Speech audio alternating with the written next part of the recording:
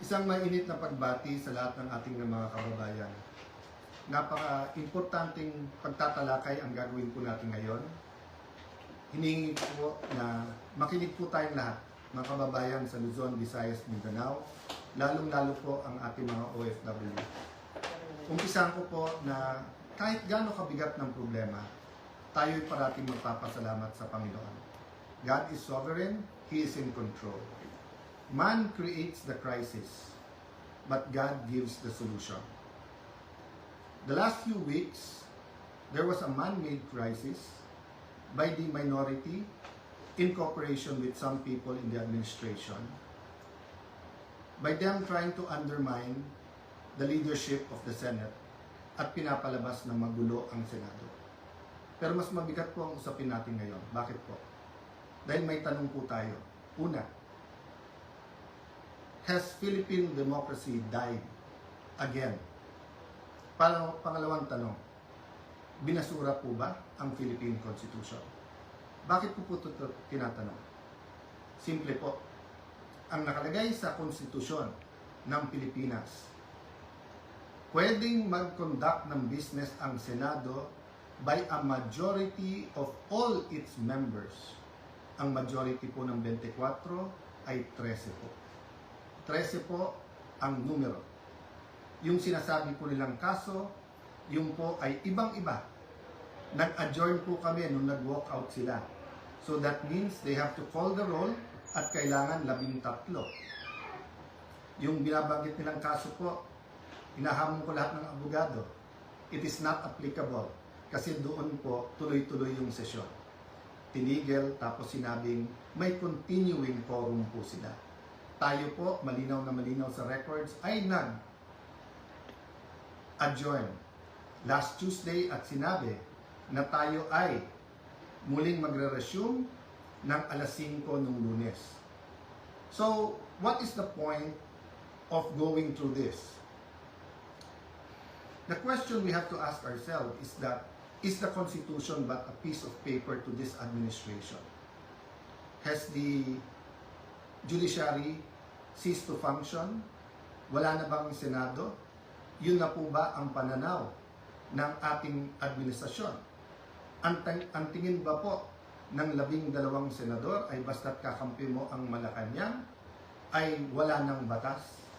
Kung titingnan niyo po ang Rule 1 and 2 ng Senado, na ayon to sa Philippine Constitution, para i-elect ang Senate President at ang Senate President Pro Tem or Pro Tempore, ay kailangan po 13. So, paano po nila alisin si Senator Loren Legarda kung 12 lang po sila? At mapapakita po sa inyo na gusto nilang i-control ang premises ng Senado at gusto po nilang hindi mag-hearing ang Blue Ribbon Committee bukas sapagkat ay binasa po nilang rule para magkaroon po ng acting Senate President. Kailan po ba pwede magkaroon ng acting Senate President? Babasahin ko po sa inyong rule. Sabi po, in cases specified in subparagraph C of Section 4 of the rule, the President Pro Tem shall serve as acting President until the Senate shall have elected a new President. Hindi po sila maka-elect ng new President dahil wala po silang 13. Ulitin ko po, pag may 13 po sila, ako pa mag-o-oath sa kanila. Bibilisan ko po na ibibigay sa kanila. Wala po silang 13. So ano yung rule po? The President Pro Tempore shall discharge the powers and duties of the President in the following cases, A, B, C. But she or he shall only become acting President in the case of subsection C, which says, in the event of resignation, hindi po tayo nagre-resign. Removal, hindi po nila ako naalis. Death, buhay pa naman po siguro ako, hindi po AI ito. Hindi po AI ang kumakausap sa inyo ngayon, buhay pa ho ako. Absolute incapacity, siguro naman po nakikita nyo, nakakapag-isip po ako, nakakapagsalita po ako. So wala pong ground para magkaroon ng acting president. This is an illegal coup d'etat na may kasamang pagbabasura ng ating konstitusyon. I warned everyone about this from day one. We warned everyone yesterday when we explained the use of the parliamentary tool of not having a quorum. And kaninang tanghali, habang kausap ko po si Senator Marcoleta, I asked everyone, please pray. Kasi at that time, balita po namin na nag-step up sila sa pagsasabing wala na yung kaso nyo, sumama lang kayo or pumunta lang kayo ng session hall. I even got a text yesterday, pumunta lang daw ako or si Senator Loren para nga at least mag-open and close.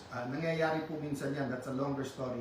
Pero naramdaman ko na po kahapon na baka may isang dumating, so 12 plus 1 equals 13. So 12 pa rin po ngayon, ay pang-11 pa rin po.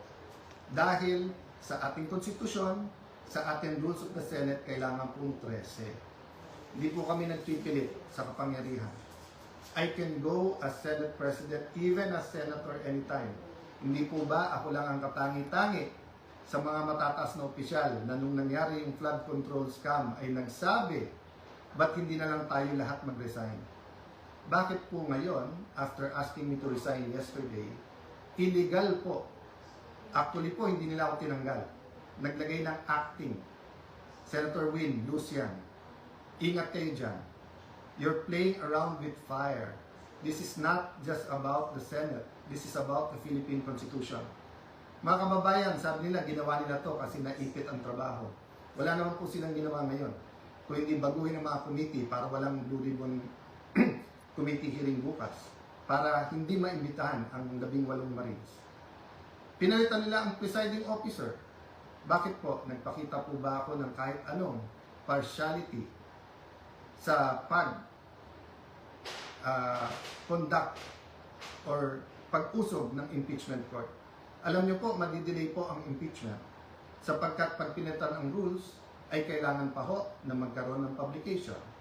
So pati po ang ating mga arrangement ngayon magbabago. Bukod pa ho doon, pwede mag-motion for reconsideration kung legal. Ang problema, illegal po ang sesyon kanina. So this is their answer to the crisis they made.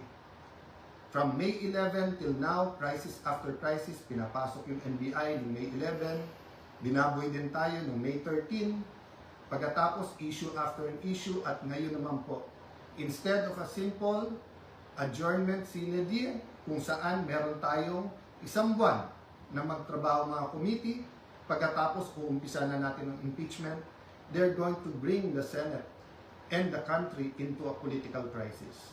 Ako'y nakikiusap sa lahat. Correct your mistakes. Wala namang problema because I issued an advisory kanina na nakasine die tayo. The country is already in economic crisis. Hindi lang nararamdaman to ng mga upper class. The world is in crisis because of what's happening in Israel, Iran, US, in what's happening with that conflict. Marami pong naghihirap na, mas maraming maghihirap pa. We need the impeachment to be fair and impartial. We need to investigate the flood control scam in a very impartial way that will be satisfactory to all our people. And we need a functioning Senate, an independent Senate. Huwag niyo po kaming alalahanin mga kababayan, okay po ako. They can try to remove me, they can kill me, but they will not kill the idea of a democratic Philippines led not by men, but by laws, led by the Philippine Constitution.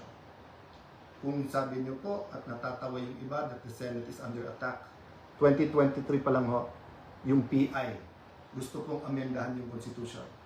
After magsalita, si Senator Aimee, wala daw katotohanan yun. Ngayon po, binasura ang Constitution. Ano ba tingin yung kasunod nito?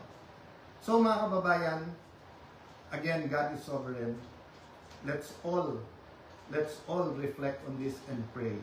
But tomorrow, tuloy ang hearing ng Blue Ribbon Committee. I am still the legitimate, legal, moral Senate President of the Republic of the Philippines. There is still functioning committees. We have to hear the testimonies. Invited po, pati po yung mga gumawa ng illegal ngayon. You can try to stop us, but you will be stopping the Filipino people. So sa ating mga kababayan who wants to pray or have a prayer vigil sa Senado bukas, pumunta po kayo. Pag hindi po kami pinapasok, sama-sama na po tayo outside the kulambo. Ang problema po, pag in-outside nyo, dakulambo, ang mga legitimate leaders ng Senado, para nyo na pong sinabing sinunog nyo po ang Philippine Constitution. Sana naman po, tonight, makapag-isip-isip ang mga gumagawa nito. Again, sincerely po, we pray for all of our leaders and we tell everyone here, let's pray for our country and may God bless the Philippines.